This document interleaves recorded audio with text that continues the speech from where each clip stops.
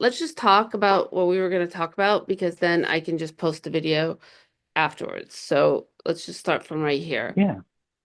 So what I wanted to talk about today is, first of all, let me introduce myself. I'm Lala Fitzpatrick. I'm going to share some information. Stop. Yeah, okay, that's not gonna work.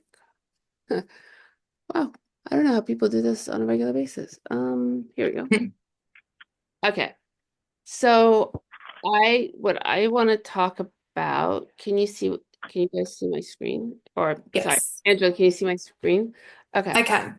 perfect. So I just want to talk about what is happening right now in the housing market. A lot of people are staying in their homes, even though the homes aren't the right fit for them for many different reasons. And I had a poll and I will put that in later. But I think a lot of a lot of fear is because of the fact that they have a low interest rate. They don't know if they can afford a new home and things like that. And that's what I want to talk about because honestly, if the house is too small, that's going to get on your nerves. And if the house is too big, you're wasting resources like time, which you'll never get back, staying where you are. And that's what we're here to try and help people figure out. So, this is about Angela and Blake. A little bio about both of them. And if you would like a copy of this book that I put together that has all this information in it, just shoot me an email or a DM, and I would be more than happy to send you an electronic copy. So I am privileged to have Angela Johnson from Prime Lending, and we have Blake Weber from sorry, I can't remember your law firm. Blake, what is it? Peterson Spadarico. Yes, Peterson Federico.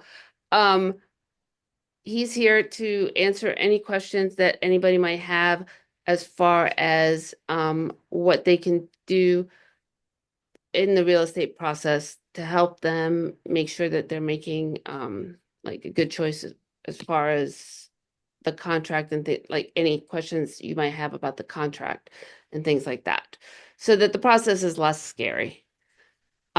So I just want to talk about like signs that maybe it's time to downsize. And I guess the best way I can explain it is if I give you an example from my life.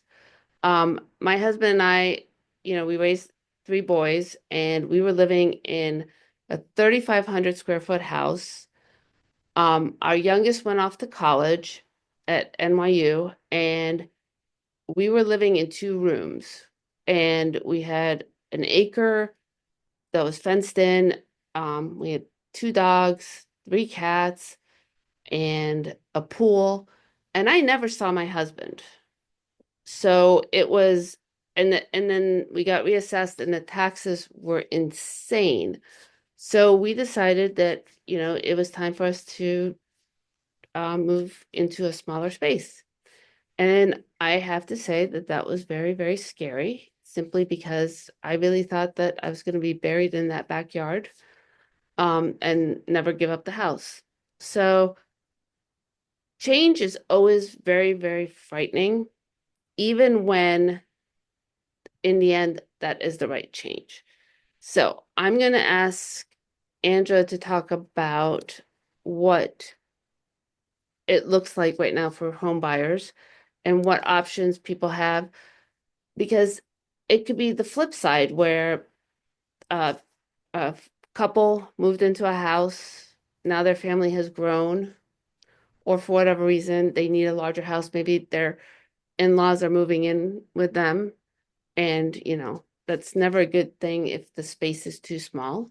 So what are you seeing as far as mortgages, and what can people do who don't want to give up, let's say, a low interest rate, or just don't want to move? because they're scared of moving. Sure. So it's pretty common that we see people who want to downsize or just make better use of their space with a different floor plan or whatever their wishes are, especially if you don't have kids in the school district anymore, things like that, and you're a little looser with your, where you need to be area wise. Um, so I think the biggest thing is finding out what your budget is.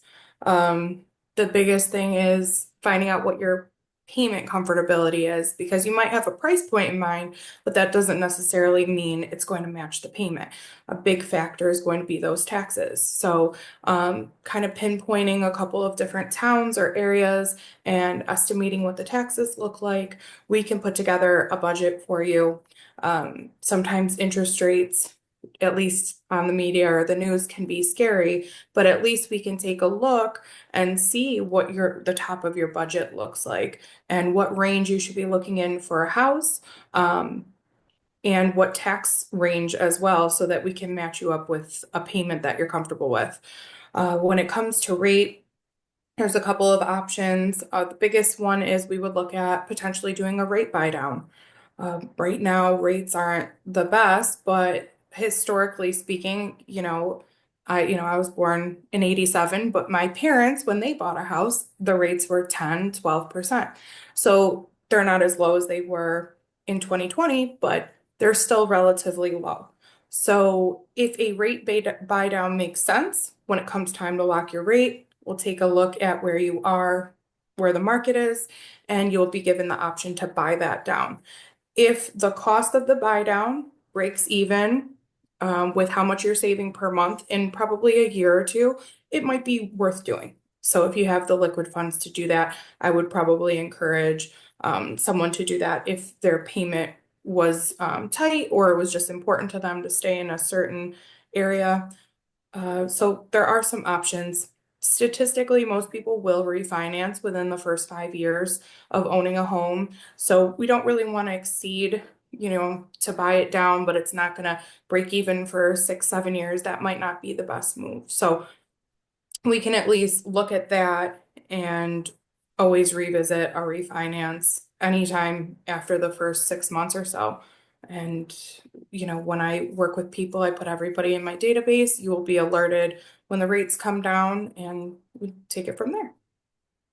So I just want to touch on a couple things like, for example, let's say somebody is living in a house where they paid the mortgage, right? It's paid off. It's either too big or too small for them, right? I guess in that example, it would probably be too big for them, right? Mhm. But they don't want to move until they can move into a place, especially with trying to shop for a house. Do Mhm. you know what I mean? And of course, being a cash um buyer would be stronger and all that stuff that goes into that. So how would you recommend them preparing to be able to do that? Can they use the equity that they have in their current home in order to buy a new home and then pay off, sell their home and pay everything off? Or is that unrealistic? No, it's a good option. A lot of people are in this position, so a couple different options. You can do a bridge loan, which we would take some of the equity, and it's a short-term loan, and we would use the equity proceeds to go towards the new house. This will put you in a spot where you don't have to sell your current home before you buy a new home, of course, but you will have to qualify for everything. So you'll have to qualify for your current mortgage payment, the bridge loan payment, and then the proposed payment on the new house. More commonly, what I'm seeing right now is we will see if you qualify with both. Um, so if you do qualify with your current mortgage and then a proposed new one, and we just have you do like a minimum down scenario, once you sell your current home, you'll take the proceeds and you can do a principal only payment and a principal curtailment, which will lower your mortgage payments after you close. A lot of people don't realize that that's an option. So if you don't have a lot of liquid funds or you're going to temporarily pull from your 401k, you can still, go non-contingent, close on your new home, and then still have the opportunity to lower your payments after the fact, which is nice. Okay, so can we do like a hypothetical as far as like numbers, just so like people could see what it would look like? For Sure. example, like let's just say, let's say a $200,000 house for round numbers, right? You Mhm, live in a 300,000 um dollar house, you paid it all off, right? mhm, You're moving into a $200,000 house. mhm. How would that work with the bridge loan? Would you have to qualify for 500,000 or how does that work? So if your current home is paid off, we're only going to use your taxes and insurance as a liability.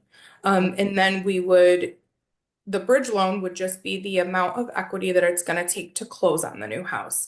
So maybe your total cash to close on the new house is $30,000. Maybe you're going to do a minimum down scenario for now.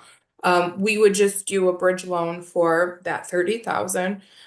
Payment's going to be fairly low on something like that. So you would just have to qualify for your current taxes, your current insurance, and the payment on a $30,000 bridge loan, which might be, a few $100s a month. A bridge loan is intended to be paid off within 6 months. So once your house sells, it will just pay that right off, but it'll allow you to go non-contingent on a new purchase. We would just have to qualify you with the bridge, the current taxes, and then the proposed mortgage for the new home. Okay. All right. Well, that seems very like feasible. Yeah, yeah, it's a great option. What about a lot of people are like, well, I'll just fix my current home to make it more livable Mhm. or like more bearable for me instead of buying a new home. And the cost, especially with what's going on in materials and things like that, as well as I don't know about you, but like whenever I reach out to like a painter, like I met a painter and I was like, "Hey, can I get your card?" And he's like, "Oh, I have so much business, I don't need any more business." So Wow. Yeah. it's just really hard to find like good contractors, good like getting materials on time and things like that. Is it more cost effective to do that? I mean, in the end, wouldn't it be um like because you have to factor in like the struggle of living with the reconstruction as well as everything else. Are you seeing, Yeah. I mean, because pulling out equity to remodel the loan is more like at a higher rate, is it not? Yeah, so typically you would do if you had a pretty decent remodel and let's say you wanted to do $70,000 to redo your kitchen, and I mean realistically that's probably what it's going to cost these days if you're doing like a full remodel. You can do a home equity line of credit that is a variable rate, which some people don't love. So that means it can fluctuate with the market. The payment's fairly low on those. But yeah, I mean, it's going to come down to whatever someone's comfortable with. You have to take into consideration the cost of materials and the contracting and things like that. So right now in this market, you could really get your house up and it's going to be great for somebody else. And Yeah. maybe it's not great for you.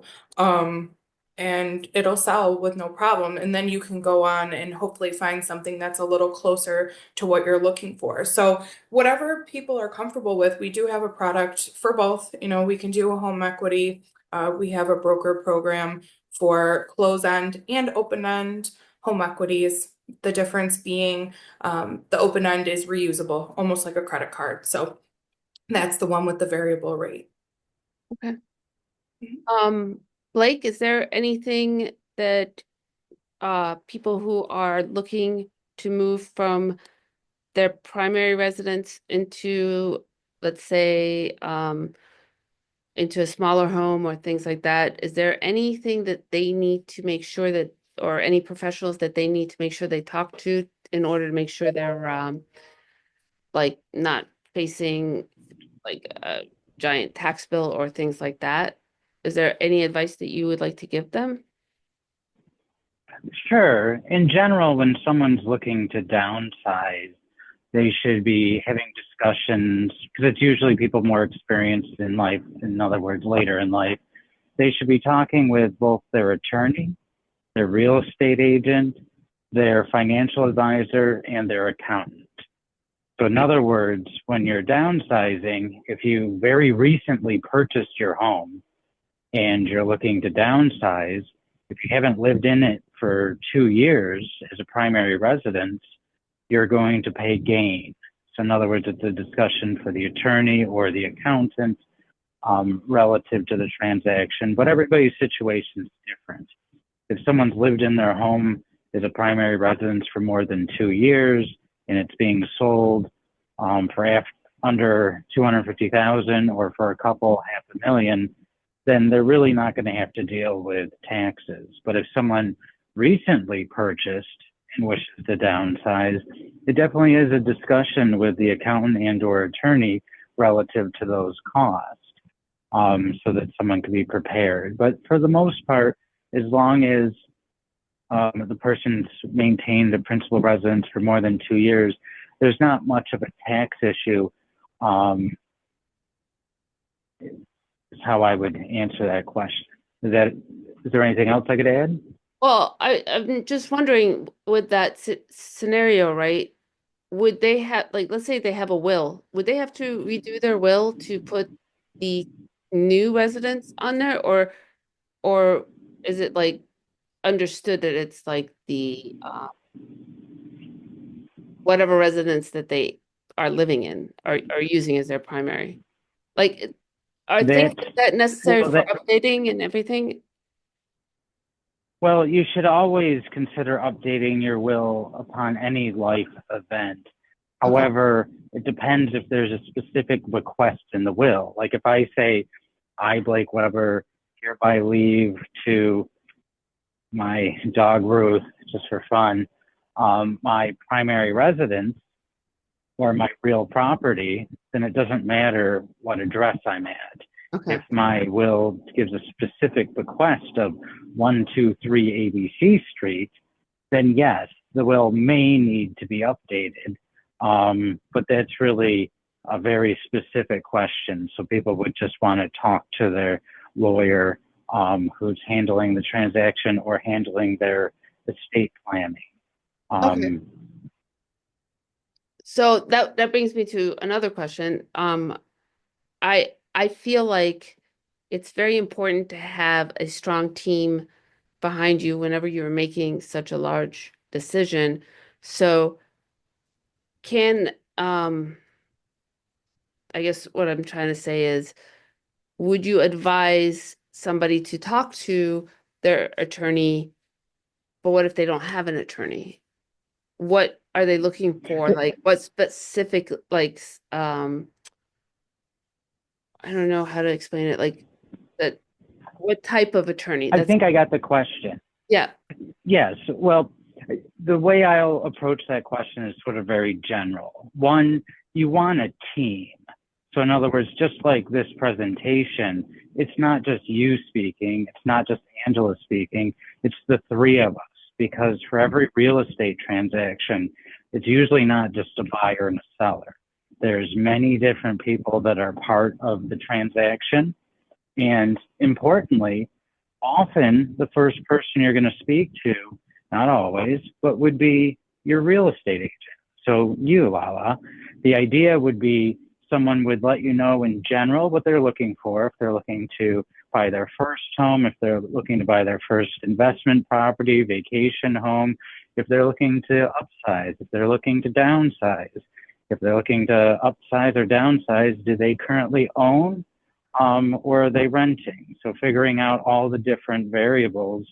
And like you for setting up this seminar, you're going to have additional resources.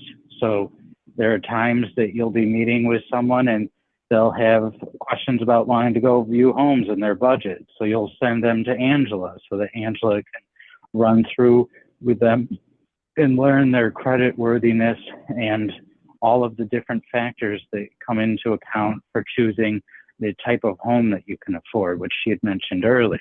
Same thing, there's going to be a need for an attorney. Your average person doesn't interact with attorney with any frequency. Unfortunately, you ladies interact with attorneys on the daily, but that's because it's a necessary part of your job. So what's nice is if you have someone looking to be a first-time home buyer, so likely very nervous about the process, when they meet with you, Lala, you have the convenience of having the rest of your team at their disposal. So what's nice is most clients, if they reach out to me first, I'm recommending to them if they're a buyer, hey, we need to have someone like Angela, we need to have someone like Lala that can assist with the transaction, because I, as a lawyer, even though I focus on real estate, I'm not going to the open houses. I'm not preparing the contract. I'm usually more in a role to educate, consult, and protect. So I'm more in the background, and I joke with my clients when they're under contract, if you talk to me with too much frequency, that's probably not a good thing. What at the heart of your question is, shouldn't you be working with a team? And by a team, I don't mean a team of real estate agents necessarily. I mean a real estate agent who then has all the different resources so that your client's not in a position that they're forced to go find their own lender, to go find their own attorney. And even if they have their own attorney, I'm sure one of the first questions you would ask is whether or not that attorney, he or she, focuses their practice in real estate. Because while I feel I'm very qualified as a real estate attorney, if you asked me to do a divorce for someone, I don't feel I would be very qualified that, and I would not be willing to take on that representation. So it's making sure that for the transaction, even if you have the best criminal law attorney, you probably don't want that person acting as your real estate counsel, just like you would not like me as your criminal lawyer, because frankly, that's not something I have any experience with since the 20 years ago when I took the bar exam. All right, I like that answer. So I just want anybody who watches this and who understands this, that we do work as a team. We also work with, other lenders and other attorneys, and Angela and Blake also work very hard to find the right fit as far as real estate agents. But you really want to vet the person you're working with in any capacity, just because this is your largest investment, and you want to make sure it's done correctly, because you don't want anything to come of it later that you weren't planning on. I will tell you that asking a lot of questions is so important, and having people who are willing to answer questions is so important. I like to ask a lot of questions, as Angela and Blake will tell you, because I feel like information gives you security and power, and I don't like unknowns, and especially in this area. So if any of you have any questions, please reach out to us, and we would be more than happy to answer your questions. And if it's not a question for me, if it's a question for Angela or Blake, if you can't find their contact information directly, please reach out to me and I will forward the questions on. But thank you guys for this, and I think this will help a lot of people decide what to do. Thank you so much for having us, Lala. We appreciate it. Thank you. All right. Bye, guys. Bye. Bye.